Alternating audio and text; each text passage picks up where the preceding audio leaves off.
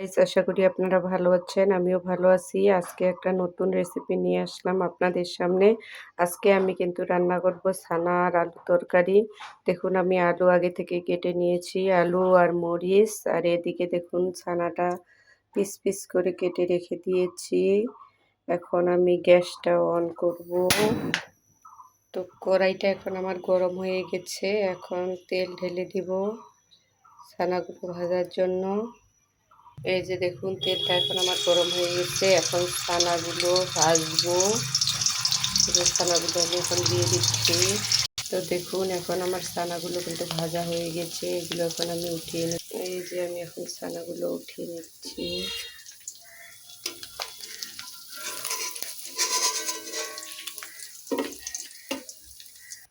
ছানা উঠানো হয়ে গেছে। এখন আমি এখানে দিয়ে দিব গোটা জিরা মশলা, তেলানি করব, কাঁচামরিচ দিব,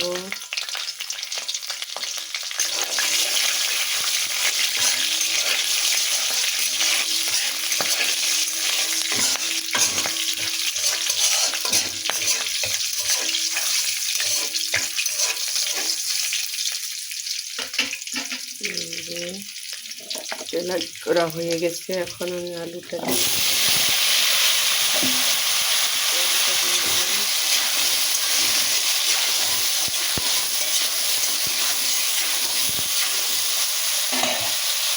এখন এখানে দিয়ে দেব পরিমাণ মতো লবণ, হলুদের গুঁড়ো পরিমাণ মতো।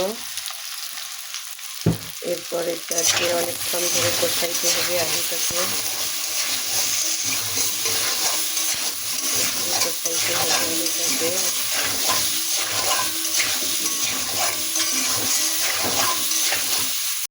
এই যে দেখুন, এখন আমার আলুটা কিন্তু কষানো হয়ে গেছে। এখন আমি আদা বাটা দিয়ে দিব। এরপর দিব জিরের গুঁড়ো পরিমাণ মতো, গরমের গুঁড়ো দিব পরিমাণ মতো। আলুর সাথে সব কিছুই মিক্স করে নেব। দেখুন, এখন আমি জল দিয়ে দিব পরিমাণ মতো। এখন ঢেকে দিয়ে দিব আলুটাকে সেদ্ধ হওয়ার জন্য 10 মিনিটের জন্য। এখন দেখুন, আমার আলুটা কিন্তু সিদ্ধ হয়ে গেছে। আমি ঢাকনাটা উঠাই নিলাম। আলুটা সিদ্ধ হয়ে গেছে।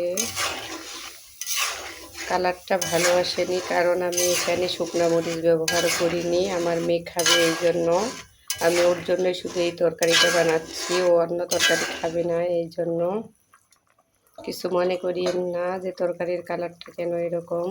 কাঁচামরিচ দিলে তো কালারটা এরকমই আসবে। আর এখন আমি ছানাগুলো ঢেলে দিব এই আলুর মধ্যে।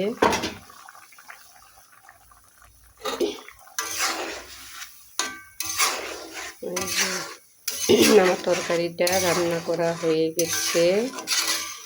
এখন আমি কিন্তু তরকারিটা নামিয়ে নেব।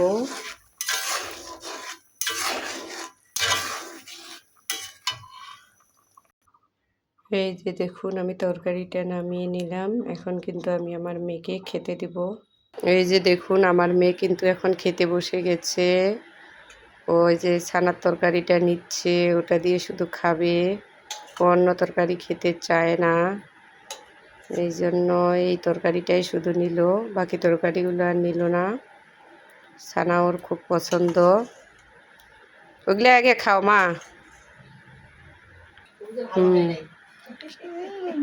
কেমন হয়েছে মা? অনেক টেস্টি।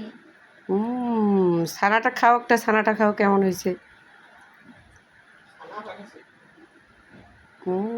খুব মজা হয়েছে তাই।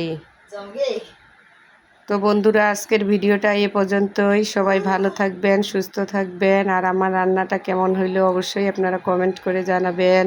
আর ভিডিওটি ভালো লাগলে বেশি বেশি করে লাইক, কমেন্ট, শেয়ার করবেন। আর আমার পেজ থেকে যারা ভিডিওটি দেখবেন অবশ্যই পেজটি ফলো করবেন। আর ইউটিউব চ্যানেল থেকে যারা ভিডিওটি দেখবেন অবশ্যই চ্যানেলটি সাবস্ক্রাইব করবেন। Bye bye.